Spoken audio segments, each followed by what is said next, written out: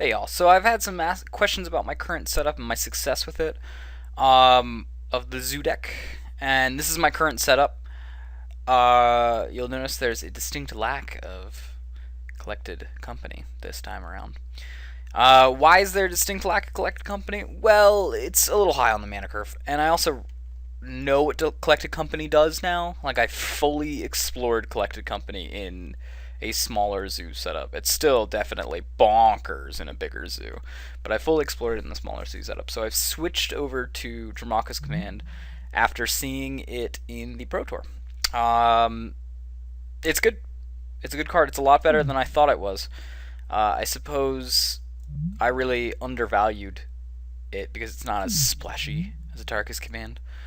But it can get some work done, man. And with the Qasali Pride mages, your twin game is really solid. Your red deck wins matchups gets more solid. It's weird. The Tarkus or Dramaca's Command is actually better than I thought it was. But I really wanted to test it out, and this one's definitely tougher to test out than collected company. I still think collected company is good. Don't get me wrong. Collected company is basically a 200 times better Ranger than EOS. Ranger of EOS was always a good card. Oh god, why am I brain farting? Pat Cox always liked to put like one or two Ranger of EOS in his sideboard. I was never a huge fan of Ranger of EOS, to be honest with you, but it costs the same, and instead of getting a 4 mana, a 3/2, and a 3/3 and a 3/3, and in Legacy occasionally you would get like maybe something like a a oh god, what is it called? Deathrite. Deathrite Shaman, I should remember that. Or a Lavamancer, or Mother of Ruins. Those cards are all really good that you can fetch with him, and he makes his fetch ability a little bit better.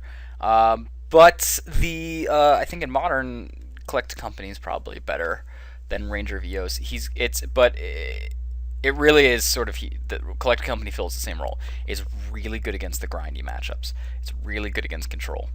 It is horrible against tempo. It is only like marginal against like aggro. Because by the time you cast it, they've probably already done enough damage to you, and you're not casting it to stabilize. You're casting it either to help you outrace them or not.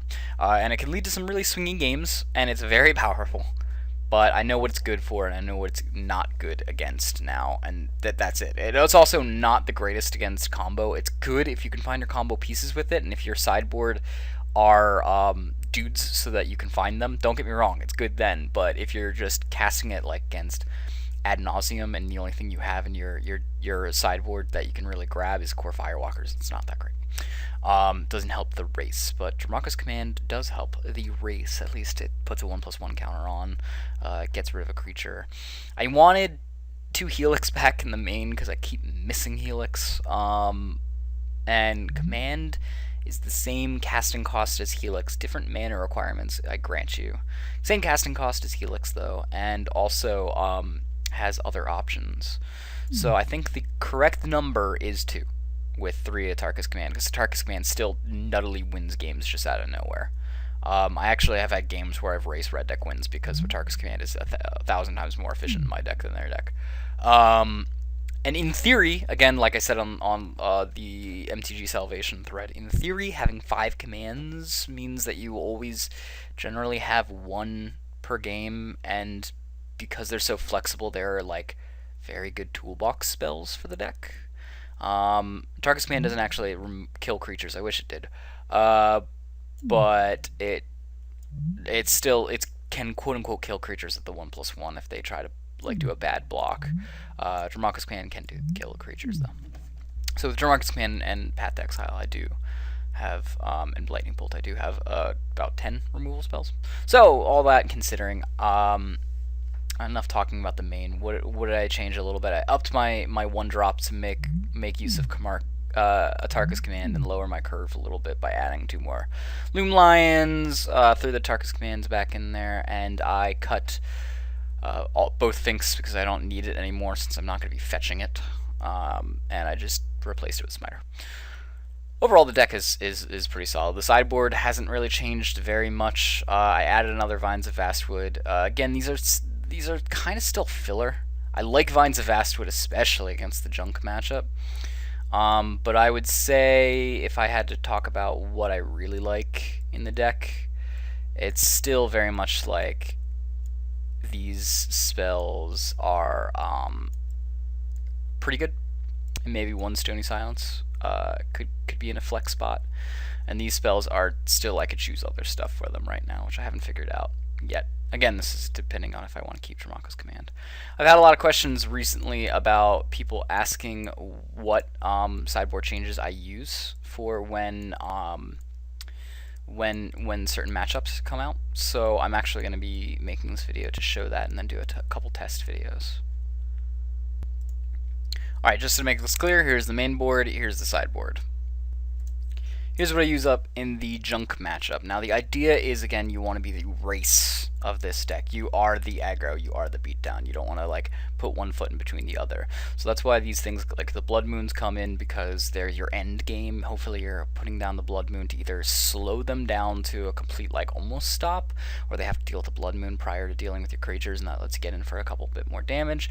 And also I bring in the Vines of Vastwood because they have to remove my creatures. If they don't, they die. That's their early game plan, is 1-for-1s, and then while I'm spittling on gas, that's when they start putting out their big beats. Vines of Vastwood also is a lot easier to kill their stuff if they block. Like if they block with a 4/5 Goyf and I'm attacking with a 2/2 Pride Mage, we turn to a 3/3 Pride Mage, I can still Vines of Vastwood pump it to save it and kill the Goyf. In that respect, Vines of Vastwood is a better Lightning Bolt. I've been siding out Lightning Bolt for Vines of Vastwood a lot lately, just because it's almost the same deal.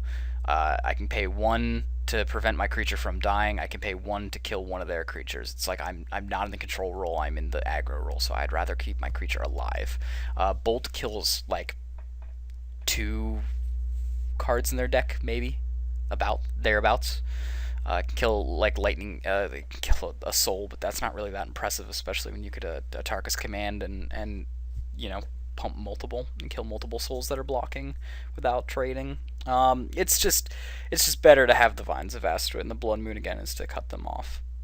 I don't bring in anything else because if nothing else is relevant. I take out the Dromoka's Command because as much as I love the 1/1, they're not Jund. So I don't have to worry about a Bolt and preventing Bolt. I don't have to worry about Anger of the Gods, and they don't really have any good enchantments against me, and also I can't really fight any of their creatures. Here's the switch up for Red Deck wins. It's actually a pretty easy switch up, as you can see. All I'm doing here is putting in Core Firewalkers and taking out Luxodon Smiters. There's supposed to be 3 out there. I need to survive to the late game to actually use Luxodon Smiter, so that's what makes Core Firewalker better. Core Firewalker's just better. I used to side out Qasali Pride Mage for Core Firewalker, but Eidolon of the Great Revel has been showing up more and more again. So I've been putting Qasali Pride Mage back in because at least he can be beats. He can block and then instant kill. He can block like a Swift Spear, and in response to blocking it, kill Eidolon. So it's got its uses. It's not completely dead in this matchup.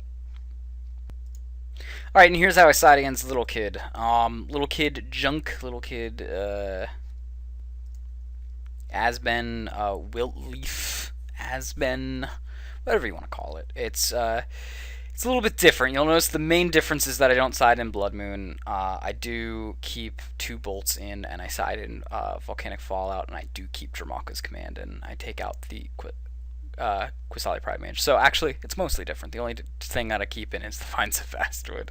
Vines of Vastwood does a better job than Lightning Bolt for killing their creatures if they block and keeping my creatures alive. Volcanic Fallout wipes out pretty much their entire field. It gets rid of souls, which arguably they rely on a little bit more as blockers. It also gets rid of a lot of their mana dorks and voice resurgence, voice tokens. Voice tokens can be, mind you, a 4/4 with 2 souls out and a mana dork. And then if you Volcanic Fallout, it dies because it takes 2 damage. The rest of the stuff dies. It shrinks back down to a 1/1 and then dies due to the damage that's already checked on it. Little trick if you guys don't know. It's important to know. I keep in Vines of I bring back in Vines of Acid, like I said, because they're not, it's a lot less removal, so the few removal that it does counter it is way more important. But the big thing is that it keeps my dudes alive from their arguably many blockers that they're trying to basically use as trades instead of removal. Um, I keep in the Jamaka's Command because you turn, if you're on the play and you do a turn 1 Noctil and follow it with a turn 2 Jamaka's Command, kill their mana dork, put a 1/1 counter on, swing for 4, that is a lot of tempo swung in your favor because they're basically 3-drop decks, so you've slowed them down efficiently 2 turns while speeding up your clock by 1 turn. You keep in the smiters and everything because you're eventually going to need to fight their late game beef with your late game beef. Tarkus Command is really important here because it can just win the game for you. You should do enough early damage with your 1-drops that a Tarkus Command can just finish it off for you, even if you're only getting 1 or 2 dudes through tops. Again, you keep the Path to Exile in because it's a catch-all, and their guys usually have huge beef. You want to keep these 2 Lightning Bolts in. Take out the Qasali Prime Mage because Qasali Prime Mage isn't really doing much for you in this matchup, anyways. It's a little bit of creatures, but the bolts are arguably a little bit more important because you can get rid of their big beef or throw it at their face if you need to. In the Affinity matchup, you're no longer the beatdown. You got to play the control role. I don't have a lot of slots that I'm bringing in over here because I've got so much main deck hate for them. I got 3 Qasali Pride Mage, 2 Dramaka's Command, 4 Path to Exile, 4 Lightning Bolt. Altogether, that's 13 main board slots dedicated that I can use to beat the crap out of them if I need to. But you bring in 2 Stony Silence because that ends the game against Affinity, and that's why I have less sideboard slots, is because if I land a Stony Silence, it's different than a Destructive Revelry because I basically won the game.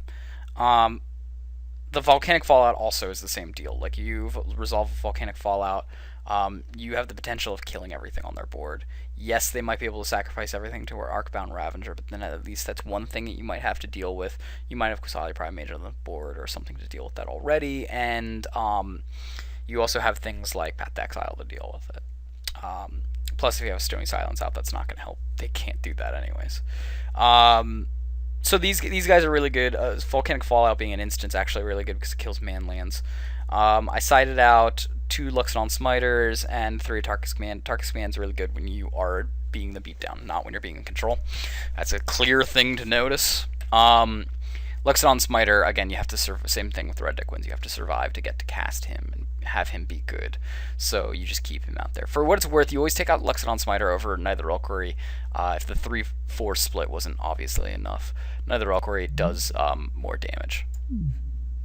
So it's a better card. Against control, this is how I sideboard.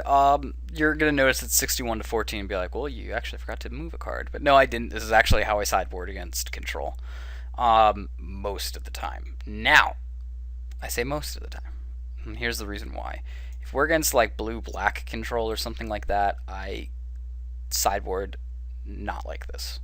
When I'm against the control that features red, whether it be for Anger of the Gods, Bolt, Helix, stuff like that, that's why I keep in Dramaka's Command, because it's basically just Vines of Astwood. Not quite as good, because you get a 1/1 counter instead of a 4/4 and just bash them for half their life total in turn 2 or 3. But it still can do what it needs to do. Sacrifice and Enchantment is relevant against Blue Moon, and that was also a red-blue deck. But if it's a blue-black deck, maybe it's like a Tezzeret deck, I know that it's going to bring in Shackles. I usually take out these 2 and bring in 2 Qasali Pride Mage. Make sure the 2 Qasali Pride Mage stay like that. That is the main difference that I do in when that happens. Other than that, it's pretty interchangeable controls. In control. I keep in Blood Moon because Blood Moon pretty much kills their lands. Control has very greedy lands. Choke wins the game for you because if they don't have access to their blue sources, they lose. Vines of Astwood, like I said a second ago, you can do a butt ton of damage to them if you're on the play. You go Wild Noctil and they go, okay, your turn, because they're going to cast it. Cast that bolt on there. They're going to make use of it in instant speed, even though they should be using it at sorcery speed. But they're going to make use of it instant speed because they're control players. And that's when you Vines of Astwood kick. And you basically do 7. You do 7 damage with the Wild Noctowl. Plus, they took 3 damage probably off their land, so it's like half their life total. You're gonna take out things like you're gonna take out the lightning bolts again because lightning bolts aren't quite as good against Divine Savastwood. You're the beat down. There's no real creatures that you need to kill. Maybe occasionally there's a Snapcaster Mage, but if you were like the decks that mostly run Snapcaster Mages are the ones that also use Bolt. In which case, Dramarka's Command is still very strong because you can counter quote unquote their Bolt with Dramarka's Command and also fight the Snapcaster, so it still can't block. You can still do your damage. Again, you got to use your brains for it, but you got to figure out what you need to do. This is how I usually do it. Yeah, I've got 1 extra card in the main. I don't actually mind doing that, especially with 21 lands. I think it's fine. But that's something that people get annoyed at sometimes, I guess. This is usually what I roll against Infect. I don't know if it's correct, to be honest with you. I just usually just bring in the 2 Volcanic Fallout because that does what it needs to do. I'm a little soft to Infect, I'm aware. But I have 13 to 10 main deck ways to deal with Infect. Path to Exiles, Lightning Bolts, Dramarka's Command. Occasionally, Quesali Pride Mage, if you want to say they're running Inkmoth Nexus or the Infector Mirror, whatever that's called. That's usually how I deal with them. Now, it might be smart to bring in Vines of Vastwood. If you guys don't know the Vines of Vastwood trick, it does not say your creature gets hexproof. It says target creature can't be the target of spells or abilities your opponents control this turn. You don't in that case you just don't kick it and you go ahead and cast that on their Infector and you get basically a turn where they can't pump it. I mean, they can pump it in response to this, and then in which case you can do a bolt or whatever you need to do. I don't know if that's correct though. It seems pretty weak against them. Also, I've seen arguments to put in Blood Moon. In fact, I have put in Blood Moon against them sometimes, depending on how crazy their mana base is. And bear in mind, they do run 2 to 3 Pendle Havens, 4 Inkmoth Nexus, fetches, and breeding pools. At least if that's basically all they're running. Blood Moon can do stuff. It can quote unquote 3 mana kill an Inkmoth Nexus as well as stop some pump. They do run Mana Dorks though, aka Noble Hierarch, to get around Blood Moon and still be able to cast blue spells. It can efficiently kill their splash, especially if you didn't Path to Exile prior to it, but it's a little counterintuitive because if you want to Path to Exile a dude that's huge. So I can see arguments to bring in Blood Moon. I've brought in personally Blood Moon against them when they are the version that also runs black as well. When they're black, blue, and green. So I don't know. I don't know if it's right to bring in or not. It's when they're efficiently 3 colors, and I know Blood Moon's got pretty much every target in the world for it. I bring it in, but I don't know if it's quite the correct call. Twin's a fun one, and this is how I sideboard in against 61 to 14. Which again, people gets on people's nerves because it's as a 60-15 split between sideboard and mainboard. You are quote unquote giving yourself a better maximized chance to draw anything that you sideboarded in, because it's going to be it's just the basic math says 1 over 60 versus 1 over 61. But the difference here is if I'm actually putting in an extra spell from the sideboard and I'm fitting that in, then my chances are actually greater than that. It's closer to if I'm siding in 5 cards. If I did it 60, my chances are, if I didn't side in all of my Vines of Vastwood, for example, my chances would be 4 out of 60 versus 5 out of 61, which is a little bit greater. That's my reasoning behind it. It's not 100% accurate or anything. I want to keep my aggression. Everything in this main deck I want to keep. I want to keep the Dramarka's Command, especially if they're running things like Batterskull. Plus, you got to remember that Twin is more or less nowadays a combo control deck, and as such, that's why you do a little bit more grindy. You'll see exactly what I was kind of doing against control, I also bring in here. It's a little bit hybridized. The Vines of Vastwood are a little good because they can stop bolts and electrolyzes and whatnot, while also being able to break the combo, like I said earlier, that you can make target creature not be the target of spells or abilities your opponents control, aka you can counter a Splinter Twin for 1 mana using this technique. You have to do it at the correct timing, which PS is like when they are casting it if they are tapped out. That's when you want to do it. Again, I keep it in Target's Command because I want to race them. Qasali's Pride Mage is more potent here than it is in most other places because they have a way to kill it. So you want to make sure that you cast things like Loomline first and let them kill your Loomlines, your Wild Noctilles.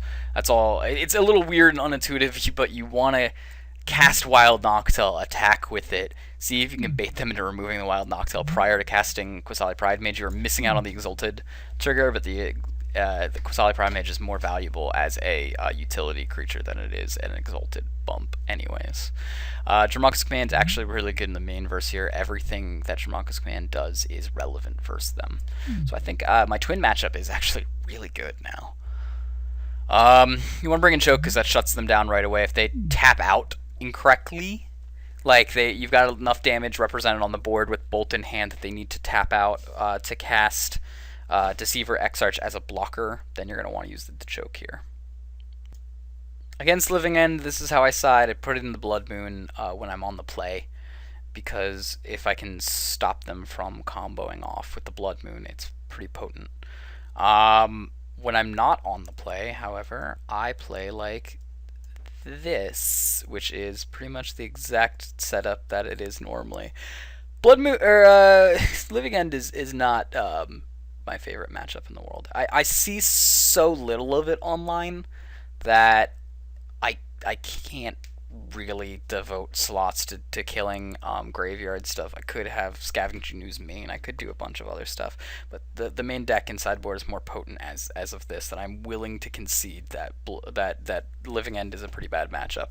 The crazy Living End that also runs Splinter Twin. I don't know if it's better. I'm not a combo guy, so I can't actually say with any confidence that it's better. However, I can say with all confidence that it is more popular than it's ever been.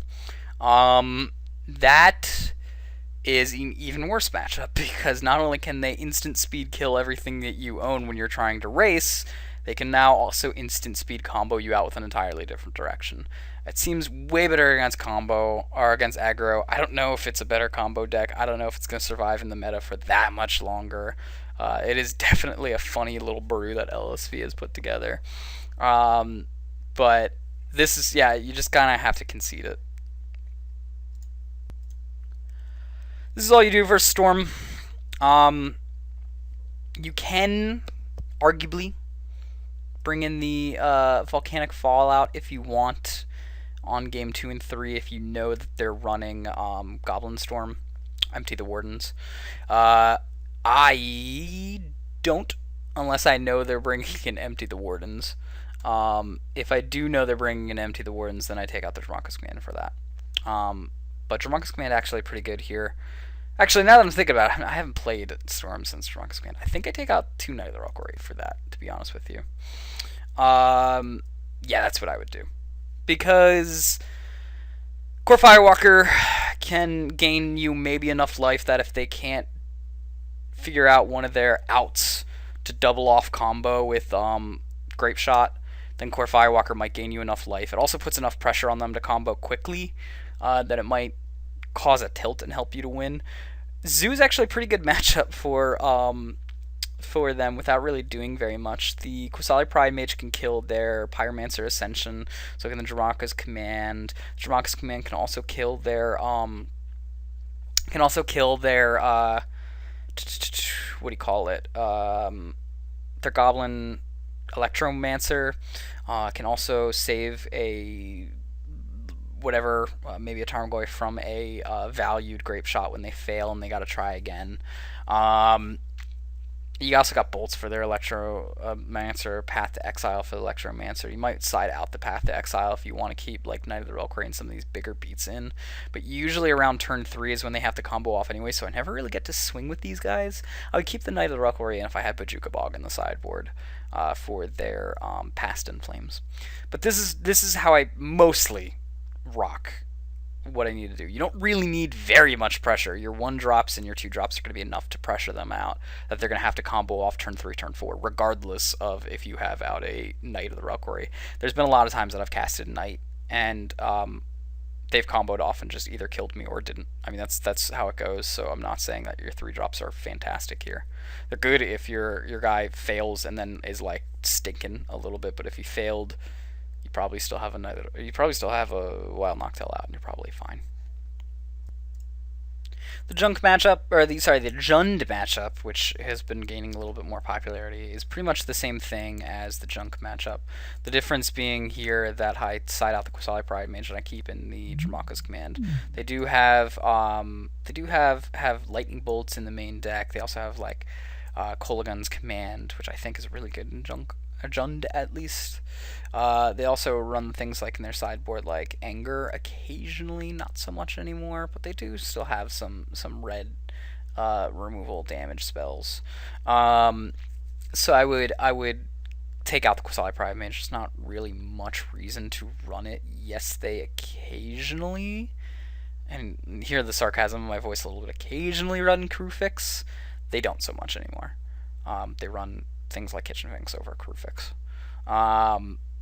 Or at least that's what MTG Goldfish has been telling me lately.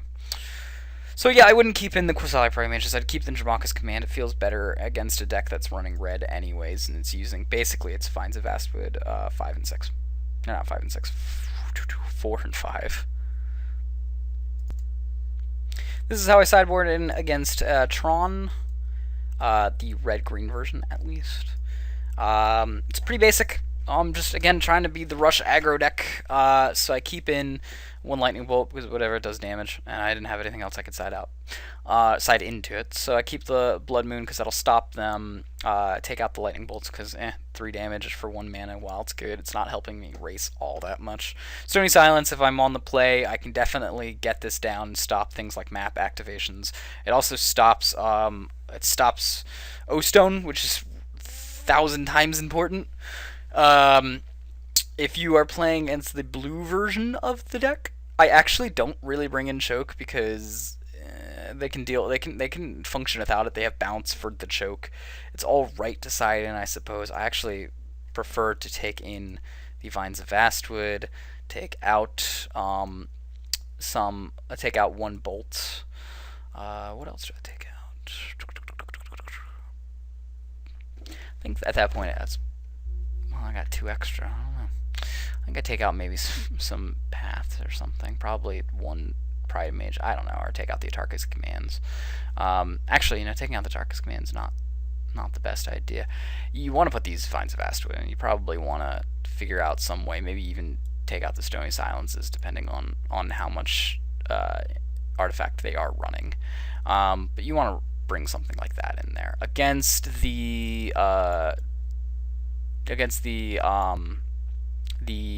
Bloom decks, though. That's when you want to bring a lot of cards back in. You want to make sure that you probably keep out the Dramaca's Commands because they're not really that relevant here. And then you go ahead and take out some Lightning Bolt to fill. And you probably keep this, is what you want to do. You're looking to try to either blow up their Amulet or to put out their Blood Moon. If they start comboing off, there's really not a ton you can do other than Path to Exile Titan to gain 1 more turn.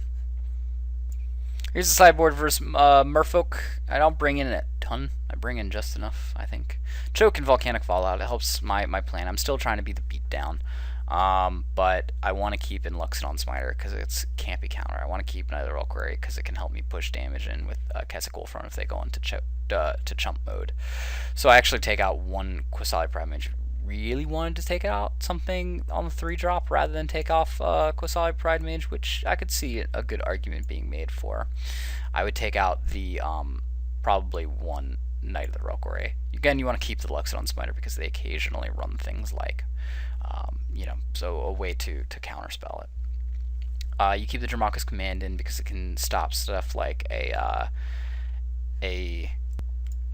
stop threads of disloyalty. It can also free up something that's been seized, spreading seized, and it can also stop. That means you can then block too. Instant speed Dramarka's Command to stop giving Island Walk and then set up blocks is ridiculous, especially if you instant speed destroy the spreading seas and then fight one of their lords and weaken everybody and then just block everything. It's fantastic. So Fallout and Choke do their work that they need to do. Atarka's Command comes out because, again, you're not being the aggro, you're being the beatdown. Or you're being, sorry, you're not being the aggro, you're not being the beatdown, you're being the control. In most cases. I mean, read your hand and figure out what you need to do. I actually really like the Merfolk matchup because it's hard to discover what path you have, but it's whatever's in your hand. Against Bogles, I pretty much bring in everything, and none of it is actually good counters for it. It all has its uses. I pretty much side out my entire 3-drop selection to fit in my entire 3-drop selection. Blood Moons and Volcanic Fallouts. Volcanic Fallout's good because if you've managed to do your work or you're on the play, you can kill some of the Bogles. A lot of the enchantments don't give defense boosts, just give offense boosts, like Rancor. So that's something that you can do. The Blood Moon will stop them from being able to cast anything. They run so little basics. It's not like you're Path to Exiling anything anyways. Path to Exile in here, by the way, I leave it in actually mostly to ramp myself into a Blood Moon or to give myself a basic land that I don't have so I can still cast my spells. It occasionally has use when they run things like... when they're running things like, what do you call it, the Core Spirit Walker. But if you really wanted to, actually I probably should take out one Path to Exile, bring one Lightning Bolt back in. I have yet to run into the Bogles matchup. It's been like, oh god, like almost a half a year since I've played Bogles. So excuse me if I'm a little rusty on it. Quasai Prime Mage obviously is good. Dramarka's Command, they're obviously good. Atarka's Command is good if you can race them and they don't have the lifelink. You want to stop them from getting the lifelink enchantments. That's your top priority. Lifelink enchantments are the big ones, and the second big one is stuff that gives them first strike, if and only if they are leaving up their creatures to block. Vines of Astuit, again, is a little interesting. You can't make anything fall off with it. You can only stop things on cast. But yes, this is a good one that if they're casting an aura and you happen to have the Vines of Astuit in hand, you can be like, ah, gotcha, no lifelink for you. I'm still going to race you. So that's what I bring in. It's not a good matchup, but I will leave it to junk to kill them for me so that I don't have to see them very often. That's basically how I sideboard. So if you guys got any questions or think that I should sideboard differently, let me know. I do want to hear out other opinions. I actually don't think that I'm the greatest sideboarder in the world. I think I'm pretty good at playing. I think I'm really good at making solid main deck zoos. But then the sideboard, I'm always iffy on. I'm always iffy on. Maybe I should be playing different stuff in the sideboard. I don't even know. How I like to construct my sideboards, for those of you who want to know, is I do again go to KT Ken's signature. He's got a link on his signature as to what is the most popular and highest performing decks in the modern meta, and he takes his results directly from the events, like the daily events, rather than go through like MTG Goldfish, which can be buggy and doesn't also place everything correctly. I think right now Zoo is shown as maybe 1.5% of the meta, but there's like also 10 other zoos hanging out in the bottom of it, and if you add them all together, it's about 3% of the meta. So that's something to be wary of. I do use MTG Goldfish to see deck lists, but yeah, I use KT Ken's spreadsheet of what are the most popular and most prevalent archetypes, and I use that to dedicate what I should consider boarding and not boarding into. I think about what my main deck's strong against, and when I have flex spots in my main deck, which would be stuff like, here, let me put this back in here. That was just one card. There we go. So when I do look at my deck, when I'm creating my main deck, I consider what flex spots are, and I would definitely say that these would be my flex spots.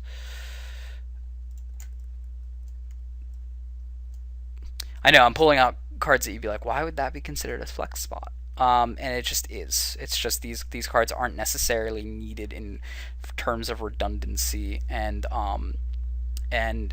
what I need. So these would be. I actually have 13 flex spots in this zoo.